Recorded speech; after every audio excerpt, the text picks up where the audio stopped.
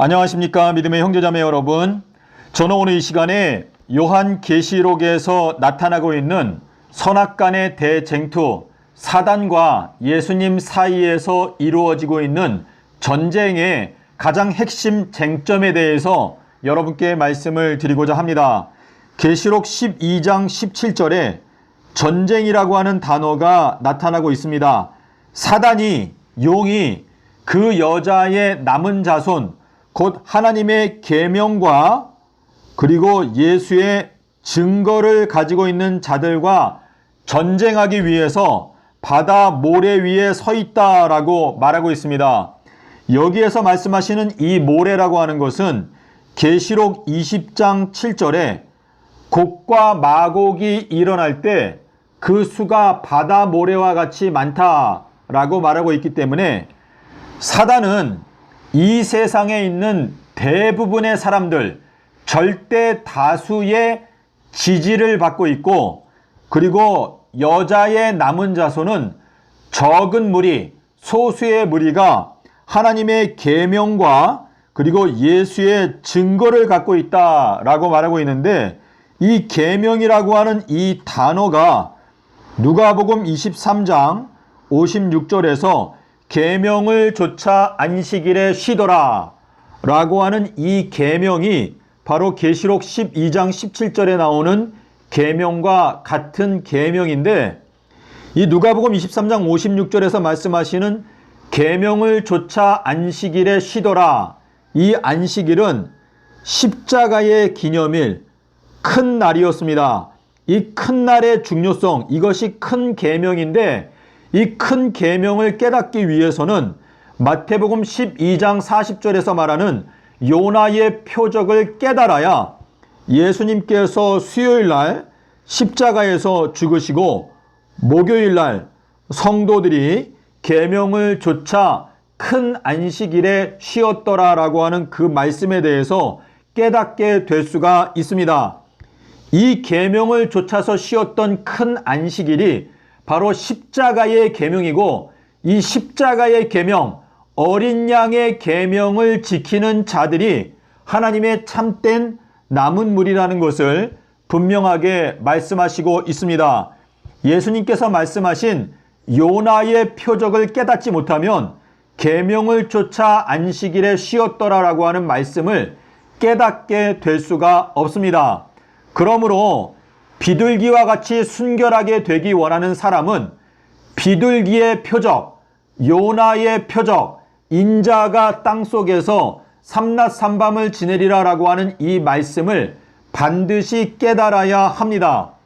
자, 두 번째로 예수의 증거, 이것은 요한복음 3장 31절에서 예수님께서 하나님 아버지를 통해서 배우고 듣고 알게 되었던 것들을 이 세상에 오셔서 그 보고 들은 것들을 증거하지만 예수의 증거를 받아들이는 자가 한 명도 없다라고 말씀을 하시고 있습니다.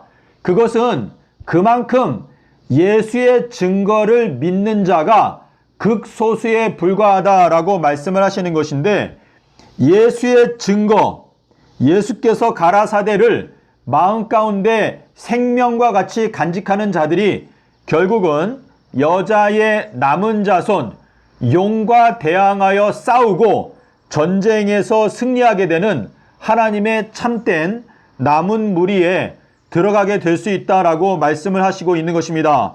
누가복음 18장 8절에서 이 마지막 때를 예수님께서 내다보시고 인자가 올 때에 세상에서 믿음을 보겠느냐라고 말씀을 하신 것처럼, 이 마지막 때에는 예수 믿음, 계시록 14장 12절에서 하나님의 계명과 예수 믿음을 지키는 자들, 예수께서 가라사대를 믿는 자들이 이 마지막 때에는 찾아보기가 힘들 정도로 매우 극소수에 불과한 자들만이 예수의 증거를 믿고 따라가게 된다는 것을 예수님께서 예언하셨습니다. 마태복음 19장 9절에서 예수님께서 명령하시기를 남편이 아내가 음행한 연고 외에는 그 아내를 내어버리지 말아라 라고 말씀을 하셨습니다. 자, 예수님께서 저희들에게 이 세상에 남자와 여자를 창조하시고 남편들에게 명령하시기를 너희 남편들은 아내가 음행한 연고가 아니면 아내를 절대로 내어버리지 말아라 라고 명령을 하시고 있습니다. 자, 이 명령을 하신 예수님께서는 예레미야서 31장에서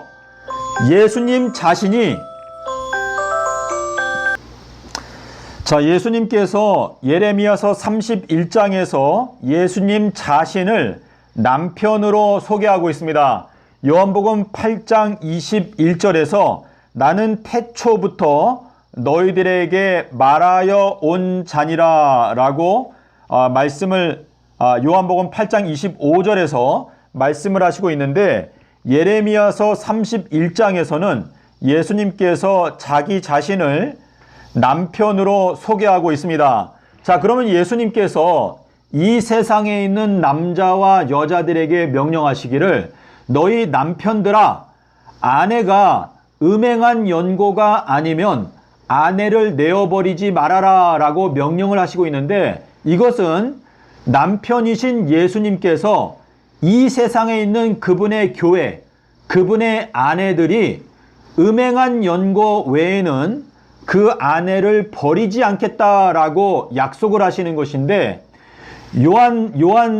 요한의 편지서에 보면 사망에 이르는 죄가 있는가 하면 사망에 이르지 아니하는 죄도 있다라고 하는 그 말씀은 우리 이 땅에 살고 있는 그리스도인들이 이 세상에서 살아가면서 남편 되신 예수님 앞에서 음행하지 아니하는 자, 여러 가지 죄들을 짓기는 짓는데 음행하는 죄를 짓게 되면 그 사람은 예수님께로부터 이혼을 당할 수밖에 없다라고 말씀을 하시고 있는 것인데, 자, 저희가 계시록에 가면 음행이라고 하는 표현이 너무나 많이 나타나고 있는데, 바벨론이라고 하는 음녀들의 어미, 이 음녀들의 어미가 음행의 포도주를 만들어서 만국을 취하게 하였다라고 기록하고 있습니다.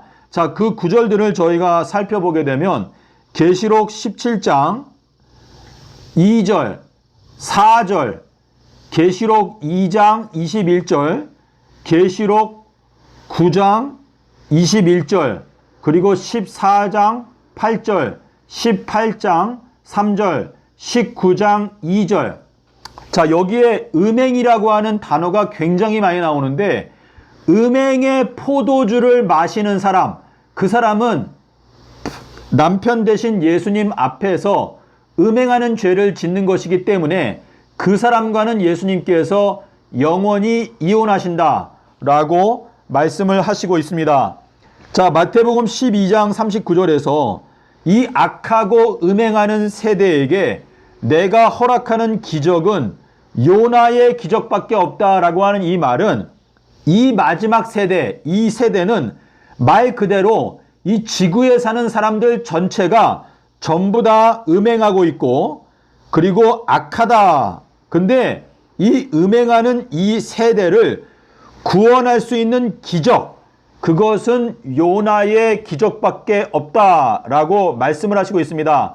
자, 다시 말해서 계시록에서 바벨론이 음행의 포도주를 만들어서 만국을 취하게 하였고 만국이 멸망을 당하게 되었는데, 이 불쌍한 상태 가운데서 어떻게 하면 그 음행의 포도주를 벗어나서 도망쳐 나올 수 있을까? 그것은 요나의 기적 외에는 방법이 없다. 이 악하고 음행하는 이 세대 가운데서 구원받을 수 있는 유일한 기적의 말씀은 요나의 기적밖에 없다라고 말씀을 하시고 있는 것입니다.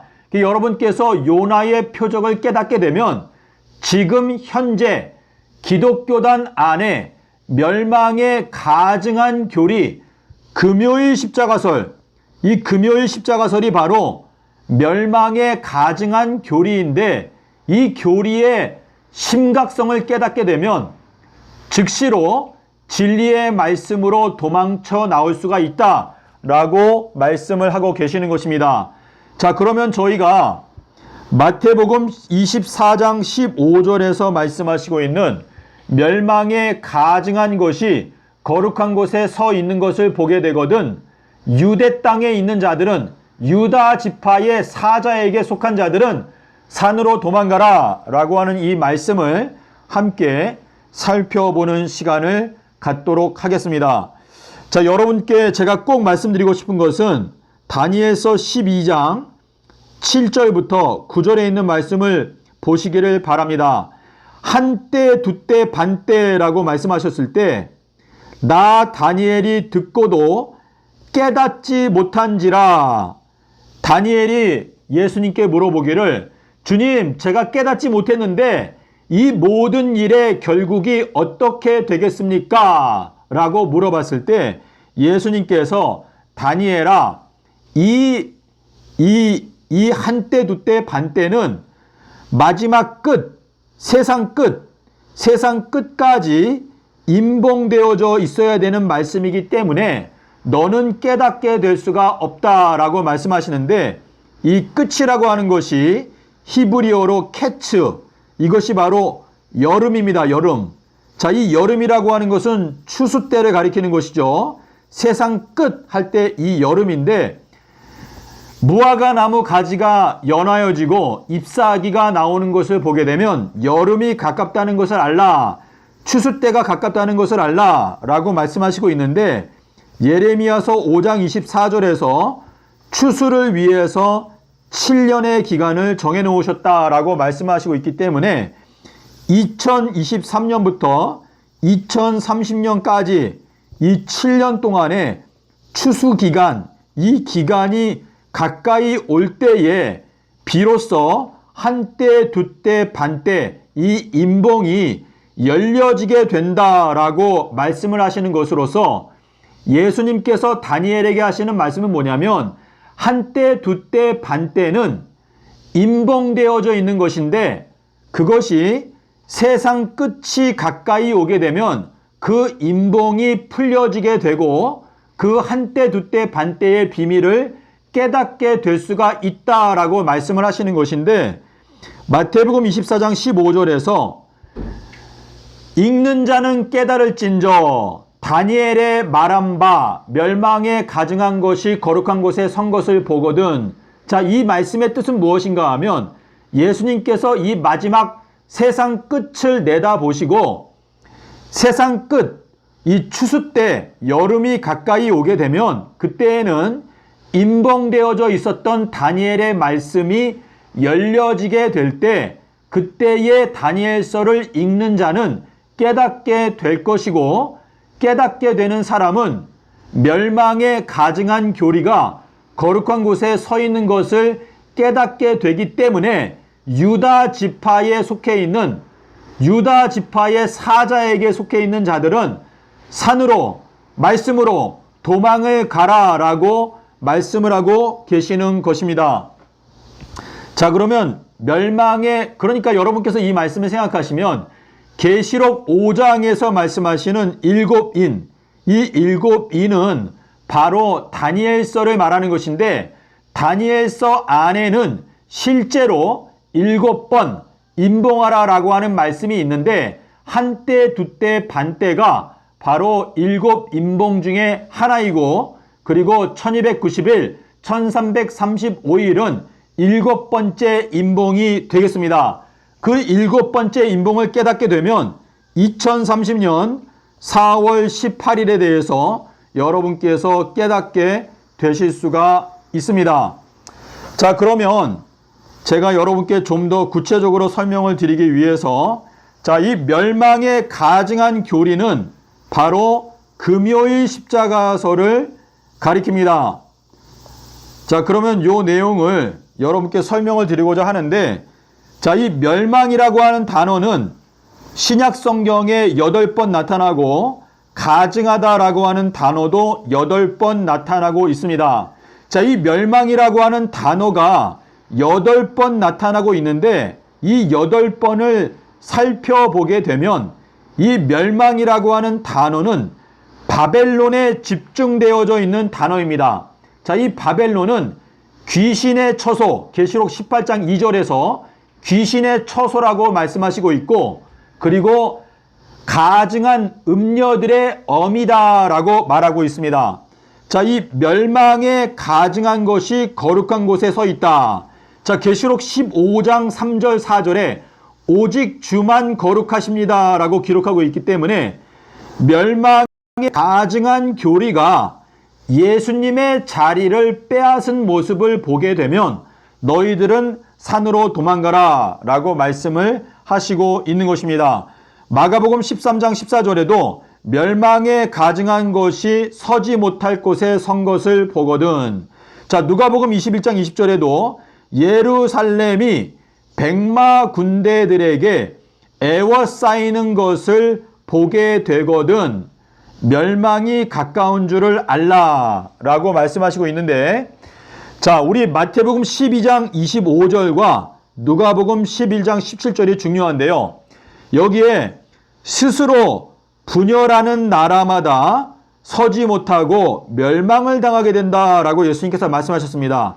자, 근데 여기에서 스스로 분열하는 나라라고 하는 이 분열이라고 하는 단어가 계시록 18장 17절에 보면 바벨론이 세 갈래로 갈라진다, 분열한다 라고 하는 단어가 나오는데, 마태복음 12장 25절에서 스스로 분열하는 나라, 스스로 분쟁하는 나라마다 서지 못하고 멸망한다 라고 예수님께서 말씀하실 때, 예수님께서는 바벨론을 마음 가운데 염두에 두고 말씀을 하신 것입니다. 왜냐하면 스스로 분열하는 나라라고 표현할 때 이 분열이라고 하는 단어가 계시록 18장 17절에서 바벨론이 세 갈래로 분열하였다라고 하는 말씀과 같은 단어이기 때문에 마태복음 12장 25절에서 스스로 분열하는 나라마다 서지 못하고 라고 하는 이것은 바벨론이 무너지는 것을 말씀하신 것입니다.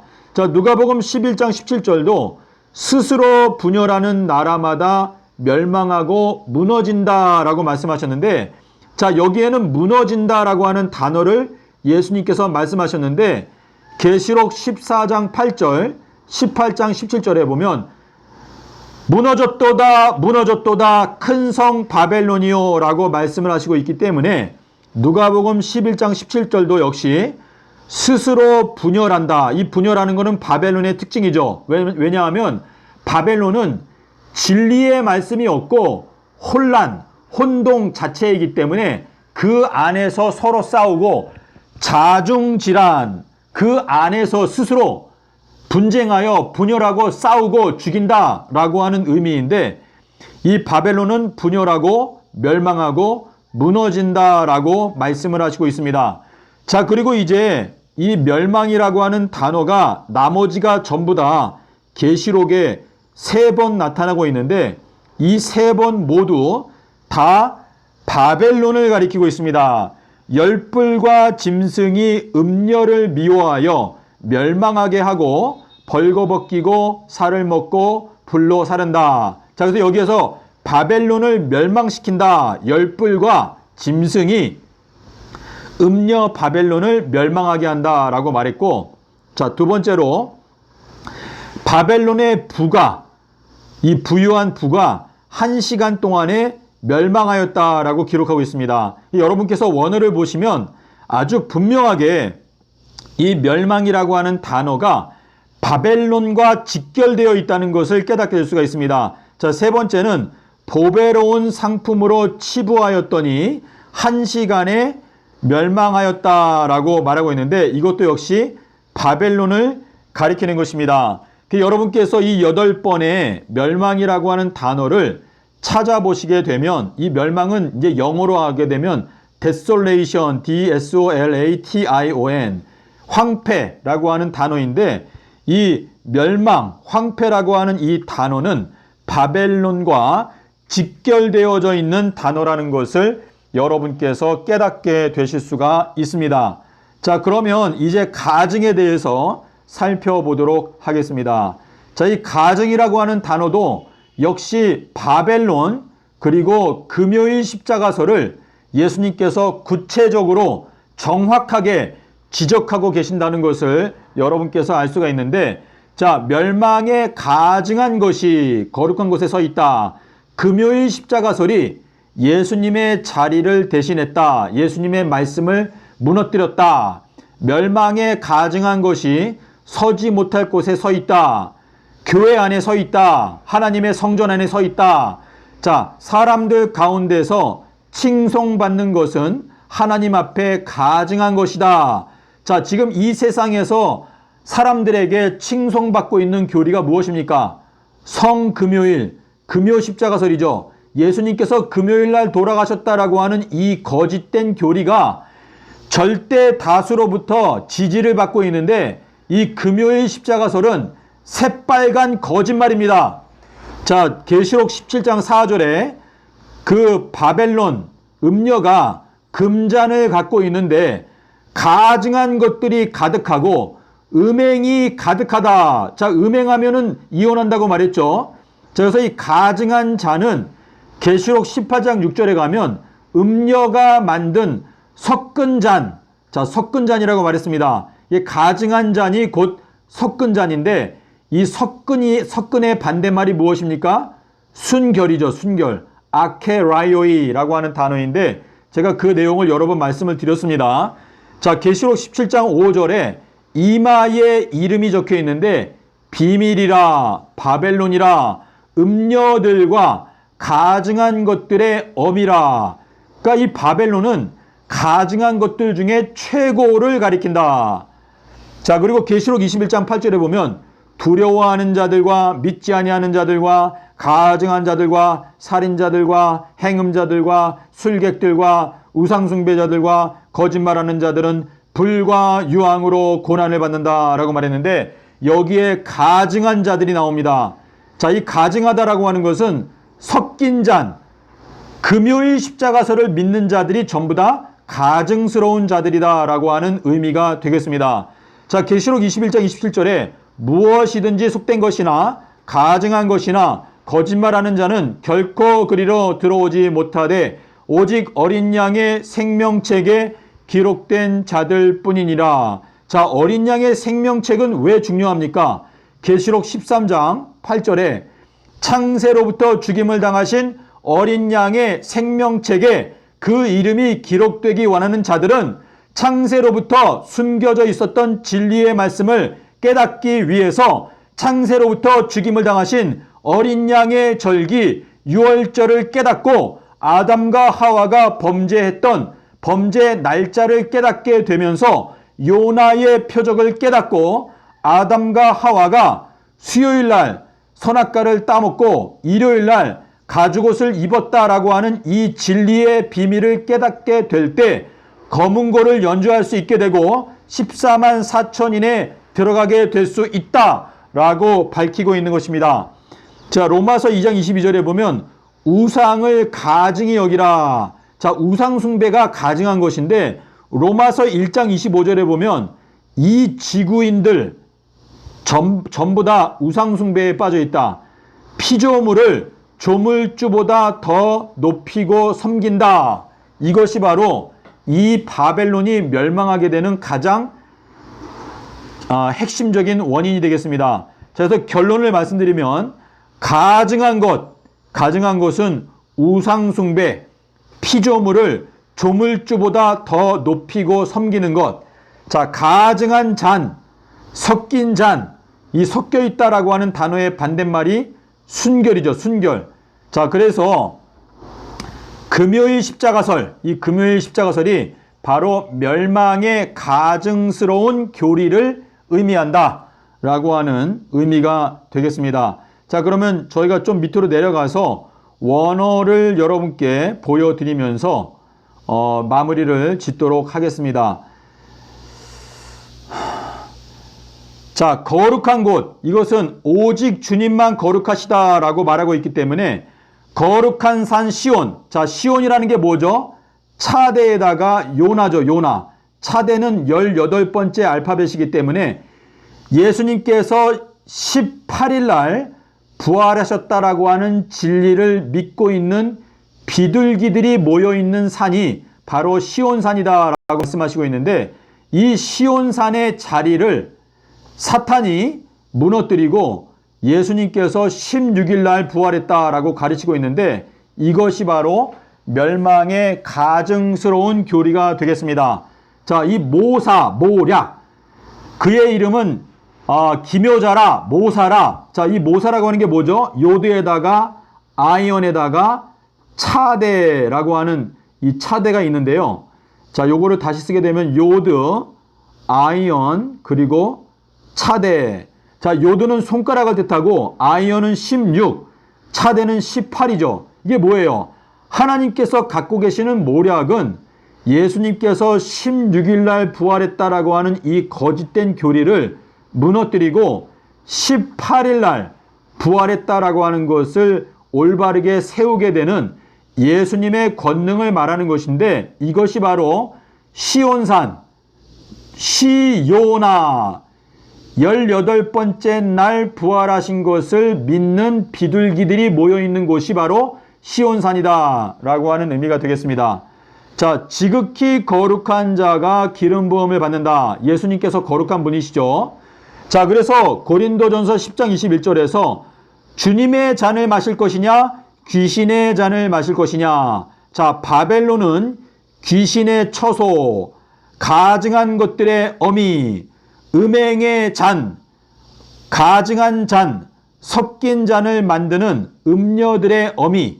자, 에베소서 2장 19절과 22절에는 성도들에 대해서, 성도들은 하나님께서 거하시는 처소. 자, 그러니까 주님의 잔을 마시면 하나님의 처소가 되는 것이고, 귀신의 잔을 마시면 귀신의 처소가 되는 것입니다.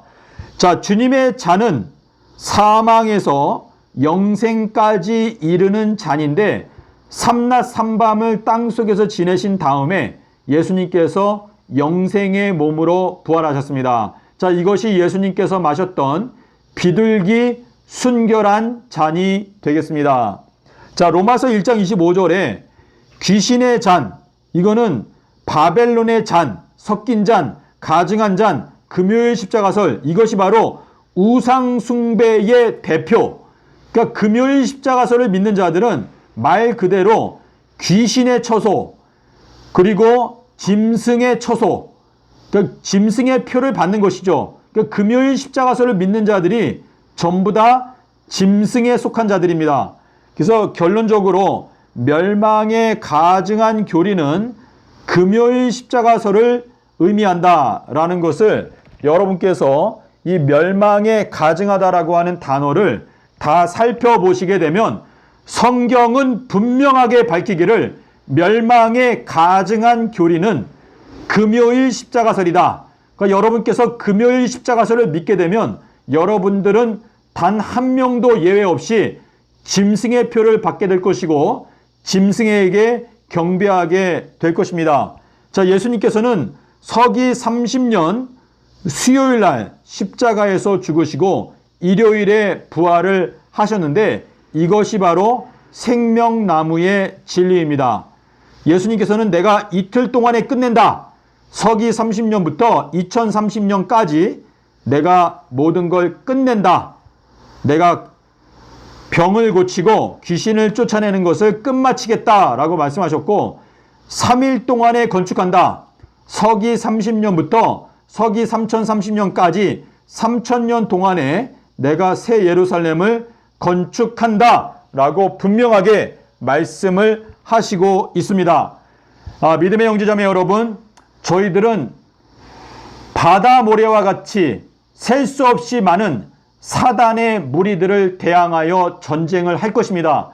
저희들은 비록 소수에 불과하지만 이 백마 군대, 의의 군대들이 일어나서 이 악한 사단의 무리들을 대적해야 하기 때문에 여러분께서 용기를 내시고 예수님께서 말씀하신 멸망의 가증스러운 교리, 금요일 십자가설은 멸망의 가증스러운 짐승의 교리라는 것을 분명하게 깨닫고 이 멸망에 가는 이 세상을 향해서 큰 나팔 소리를 외침으로 말미암아 이 세상의 여러 곳곳에 숨겨져 있는 주님의 자녀들을 깨워서 진리의 말씀으로 불러들이기 위해서 최선을 다하여 노력해야 할 것입니다. 감사합니다.